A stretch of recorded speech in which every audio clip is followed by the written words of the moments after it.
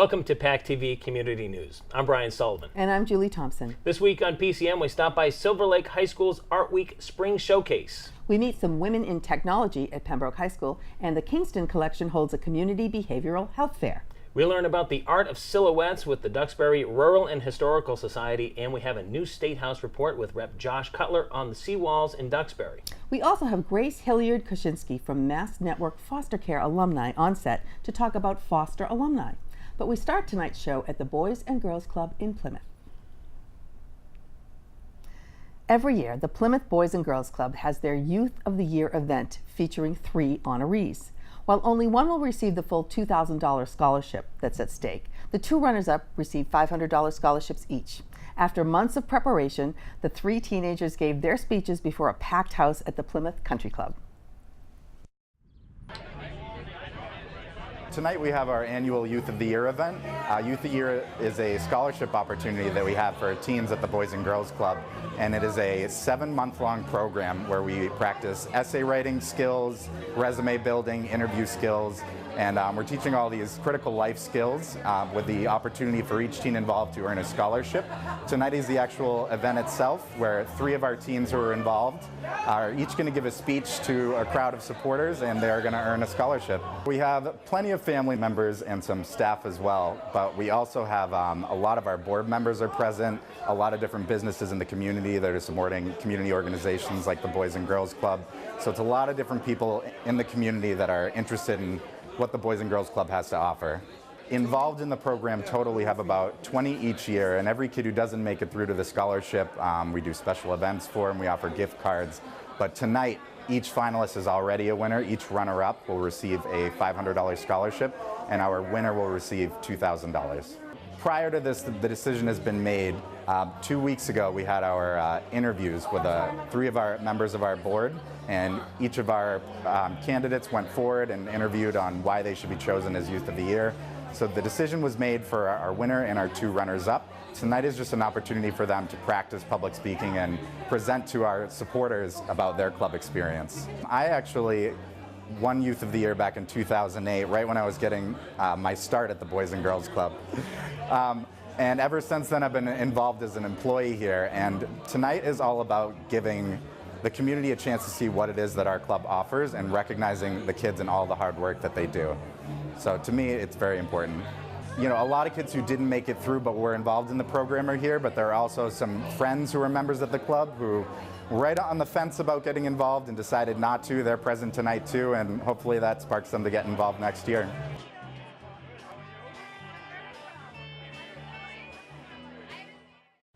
Silver Lake Regional High School teamed up with the statewide Art Week program to host their annual art show. The exhibit featured the best works of Silver Lake's art students from the graduating senior class. We spoke with Silver Lake's art teacher, Hannah Close, who had taught most of these students since they were freshmen and was able to see their work progress over the past 4 years. This is the Silver Lake Regional High School Art Show. This is an annual event. It highlights our seniors who are about to graduate, some of them even going off to art school. This year we were lucky to partner with Art Week, which is a statewide program. Each senior and some of the juniors opt to do a panel, and the panels are exhibiting some of their best pieces. They were asked to also write an artist statement, which tells us a little bit about their background, what their specialty is, their medium, maybe where they're going to school or what they're doing next after this, what their favorite parts of art in high school was. And the idea was that they were supposed to exhibit all their very best pieces and put it together in a cohesive way. It's great to see certain kids, you just get you know from those first couple of drawings, those first observational drawings they do freshman year, you can see that real passion in them that they obviously love to draw. And some of those kids are right here, behind you, down the hall, showing off amazing works. And some of them come out of nowhere. Art is absolutely invaluable. Art promotes problem solving and creative thinking and independent motivation, and many of our students find that they maybe don't fit in other places, but they excel in art. And then I sometimes get surprised with students who are math geniuses and they also excel at art. it's really invaluable for people to see the art. Art is literally everywhere. It's in the building, it's in the tiles you're standing on, it's in the clothes you're wearing. It is throughout our entire society, and without the education behind it, people don't appreciate it. I want people to walk away knowing that their art students are getting a good art education, a good step forward to going to art schools, or even just a good basis to go walk into a museum and appreciate a piece of work, or even in someone else's house to appreciate a piece of work. And this is a great opportunity for the students to show off the things they've learned over the years. The National Centers for Women in Technology, Aspirations in Computing, provides a long-term community for female technologists from K through 12, higher education, and beyond. This year, the group is recognizing 2 members of the Pembroke School District for their achievements, 1 teacher and 1 student. We headed over to Pembroke High School to meet the honorees. Looking around the room in the robotics class at Pembroke High School, there is one thing that stands out about the makeup of the class. It's all boys. Despite the fact that it's 2018, this is still a common theme for classes in the computer sciences. That's not to say that there isn't an effort being put forth to change those numbers. Mrs. Griggs teaches robotics, advanced placement app development, as well as AP Java programming language. Since she started teaching here in 2006, she's been instrumental in expanding the computer sciences at Pembroke High. Griggs has also been the force behind getting students interested in her after-school programs like BotBall, which have gone on to international competitions. For her efforts, she's been recognized by the National Center for Women in Technology, or NCWIT, with the 2018 Massachusetts Affiliate Educator Award honorable mention. When young women take computer science in high school, they're so much more likely to stay in computer science once they get into college. And that's really the key. Without computer science at the high school, so high numbers, men and women, drop once they get to college, but especially women, because they find that they're in classes with all men.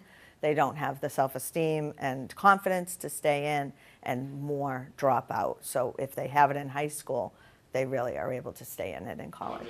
Another of Mrs. Griggs' after-school programs that went on to international competitions was Technovation. This group featured the NCWIT's Massachusetts affiliate winner of the Aspirations Award. My junior year, I led a team to make an app to help out the community, and then we submitted it for the Technovation Challenge, and we got a bunch of girls involved in an all-girls kind of club for STEM fields.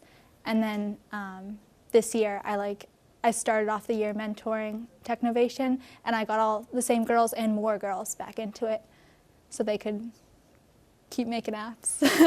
It really is because of the students' achievement that we're able to promote computer science like we are at Pembroke High School. So because of her interest and achievement, she's been able to get more young girls into the program, young women into the program.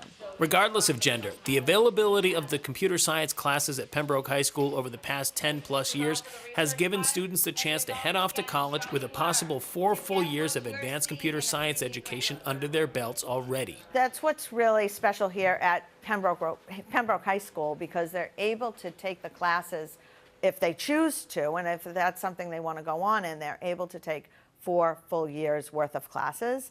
That would look like their freshman year taking exploring computer science and programming, and then exploring computer science concentration in robotics, then app development at the AP level, where they develop mobile apps, and then they create 2 of their own mobile apps to help the community. So it's solving a community problem. And then they're able to take a Java programming, high-level programming language their junior year, and then they're able to complete an independent study their senior year. The award ceremony will be held at MIT on May 19th. Reporting from Pembroke, I'm Brian Sullivan for PCN. Go Pembroke, that's so wonderful. And the girls are doing their apps, and Elaine is a wonderful teacher. We've done a lot of stories on Pembroke and what they're doing in this whole STEM and robotics clubs, and you've covered a lot of the stories. What was significant about this one? Well, you know what I noticed was some of the kids that actually did bot ball. So, you know, had I gone into this without knowing what it was, I'm like, what is bot ball? But seeing as I had already done a story on it, Yep. I knew exactly what they were talking about. And there's just so much involved in it. And what these kids have available to them at that school Yeah. is the equivalent of like going away to college. Right. So it's almost, and that's what I found so fascinating about this, is these kids are basically, for the most part, almost getting a 4-year college, not degree, but Right. kind of like worth of the and education. now yeah. they're going into school, so it's like they can blast right through and they can move into higher level stuff while they're at when they get college. there. And good for April to get more and more girls involved, because we don't have enough girls in STEM. So good girl, April. Yeah, she did a great job, you know, and that was kind of funny. I was really hoping to see more girls there, which was kind of what the story is all about. Right. But she was able to get a lot more girls Yeah, involved. that's wonderful. So, yeah, so that's great. Excellent. The Kingston Collection hosted the first ever behavioral health fair. Beth Israel Deaconess Plymouth teamed up with dozens of vendors from all over the South Shore to raise awareness to the community of the services available for those in need. Today at the Kingston Collections, we're having a community health fair that focuses on behavioral health. So behavioral health is a kind of an all-encompassing term that ranges from mental health challenges like depression, anxiety, you know, very normal things that people go through in life. And it could also include substance abuse. For us, for first responders especially, you know, this is something that we're encountering all the time. Different levels of people with having mental health conditions, substance abuse, just, you know, substance use disorder.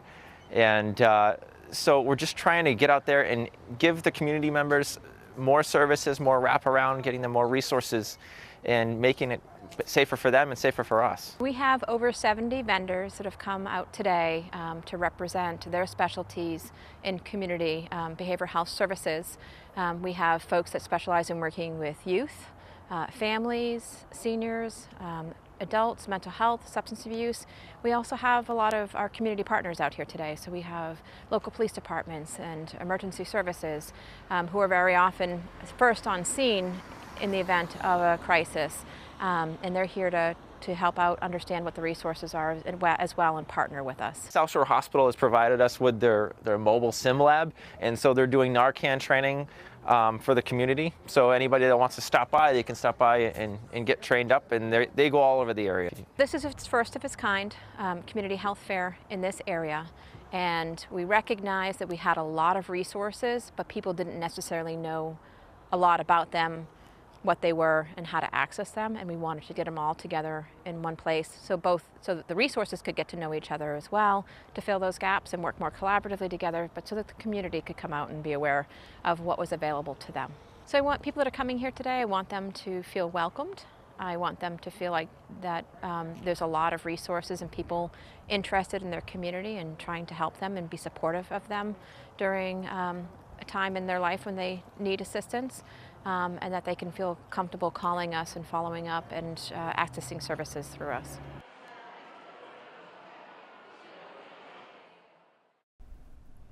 Marcella and Jean Comerford got to share their amazing artistic talent with the community of Duxbury to raise funds for the Duxbury Rural and Historical Society.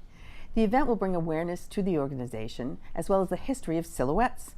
PCN stopped in to get the story.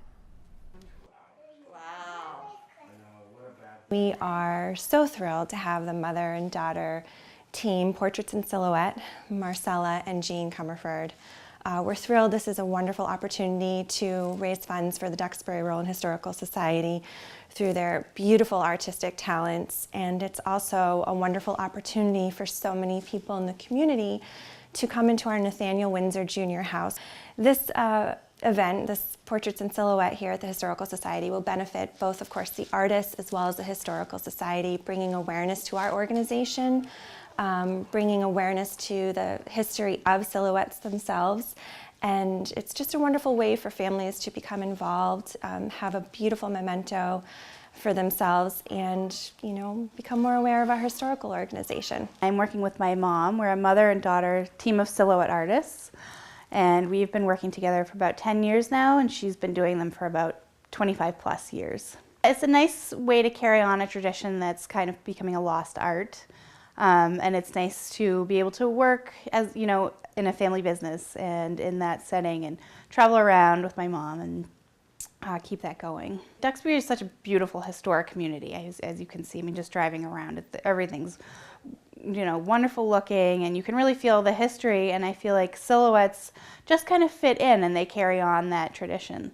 My favorite part is probably cutting the silhouettes. Yeah, it's fun to kind of have the challenge of each individual person and then make it uniquely them. Silhouettes are a very ancient, almost ancient art. They were found in caves, and it's come to drawings on paper, on black paper, on white side. And I will draw with my scissors and make a likeness of you or your child. I think it brings an education to the children. I think it brings a new form of art. Children aren't aware that you can draw with your scissors. And historically, I'd say from the 1850s, before the 1850s, silhouettes were very popular. It kind of lost popularity, so let's bring that back. I've had people who have had 4 generations on their wall. I like to add to that, and I also like to start a new tradition of family unity. Every silhouette is very different. Every person is different, and I like to bring that into the silhouette. After 4 powerful nor'easters pounded the coast this past March, the town of Duxbury suffered some tremendous infrastructure damage that will require state and federal aid. PCN met up with State Representative Josh Cutler at the seawall in Duxbury to learn more.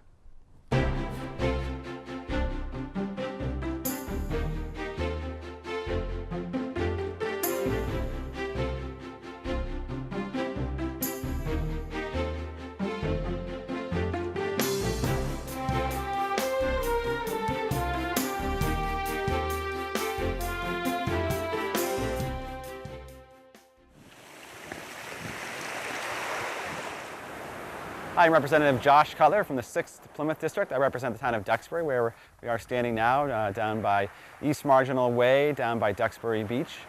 And we're here because we've had experienced some significant loss to our seawalls here in Duxbury over this past winter and spring. And you can see behind me some of the damage that occurred. And really, we're facing what I would call a triple threat. We're seeing rising sea levels, more serious and frequent storms, and aging coastal infrastructure. So there were 2 main areas that were damaged during the storms this winter, Cable Hill and where we are right now, which is Ocean Road North in Duxbury. And based on estimates that have been conducted by the town, it's going to cost between $4 and $5 million to repair just the portions that were swept away or damaged in the storm, along with the adjacent areas of the seawall. So we're looking to find funding for that amount. It's a big ticket item, obviously, for a community. We're hoping that FEMA will come through with reimbursement relief for a significant portion of that, but we're also going to need to find funds at the local level. And my job as state representative is working with our town officials and also my colleagues in the legislature to try to find funding sources. And one of the options we're pursuing right now is an environmental bond bill that was introduced by Governor Baker that has funding for coastal infrastructure. So that's one option we're definitely going to be pushing forward on. So we're looking at a short-term fix and a longer-term fix. Obviously, short-term, we need to repair the walls. You may be able to see behind me the patchwork that's been done to try to stem off the water and the ocean on a temporary basis. But we need to repair the walls, and we need to repair the adjacent walls. And that's sort of the short to mid-term solution. Longer term, we need to think a little bit outside the box, though, because you can't beat Mother Nature, and sea level rise is a fact of life. Climate change is a fact of life, and we have to kind of meet that challenge head on. And that means, looking at our zoning codes, our building codes, looking at, land buyback programs, keeping really all of our options on the table to meet this challenge, because it's not going to be easily solved.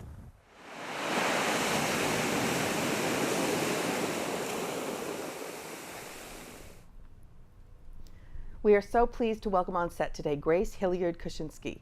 Now, Grace is the program manager for the Massachusetts Network of Foster Care Alumni. Now, when we first started talking about this, I didn't know anything about a foster care alumni or what it even means. So could you tell a little bit about your background, how you got into this, and what foster care alumni is? Absolutely. Well, thank you so much. And, you know, I'm a former foster youth and an adopted person from Ohio's child welfare system. I spent, you know, nearly 5 years in foster care from the ages of roughly 6 to 11.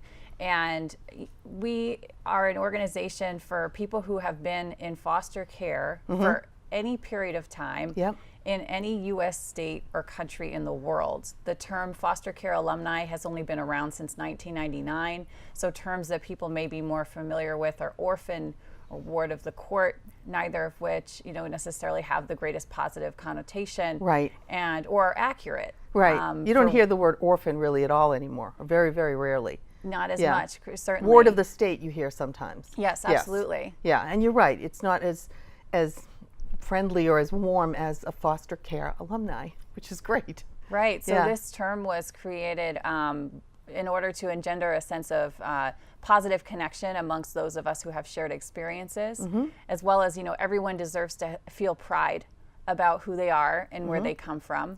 And to transform that experience into something that can impact others in a positive way, and also potentially heal some of the things that they're dealing with in, themselves. Right. Now, do you find that children that have been in foster care generally have the same set of emotional issues around it, or issues about what would have been or what might have been, or what are some of the trends or the things that you see with foster children in general?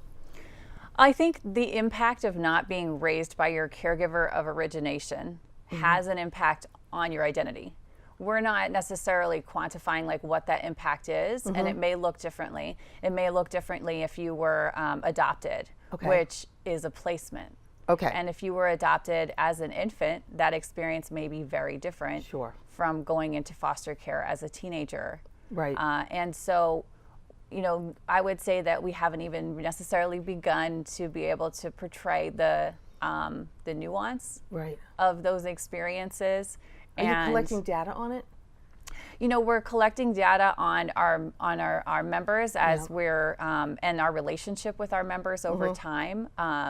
We would hope in the future to definitely be able to sort of quantify more of the impact of what we're able to do as an organization. But our focus isn't necessarily on current foster youth as much as it is on, you know, those like myself who have gone on to live our lives and potentially never told our partner, our spouse, the person we cycled with on Saturdays, that we were in foster care. Why is that? Why? And I'm sure that's true of a lot of children that then grow out of that system and go on with their lives, that they just, it's something that they don't ever talk about. Why do you think that is? Well, I would ask anyone who has that question to consider what it's like to have something in your life that you felt was difficult to share, and what was the impact on your soul. What was the impact on your interpersonal relationships? Did it affect your ability to hold a job? Did it affect and so if you had that thing that was difficult to share, were you able to find a group of people who understood what that experience, and in finding that camaraderie, you know, not having to explain yourself as much when you walk into the room. Because everybody already understands. Yeah, they've been in different situations, but you have that common denominator.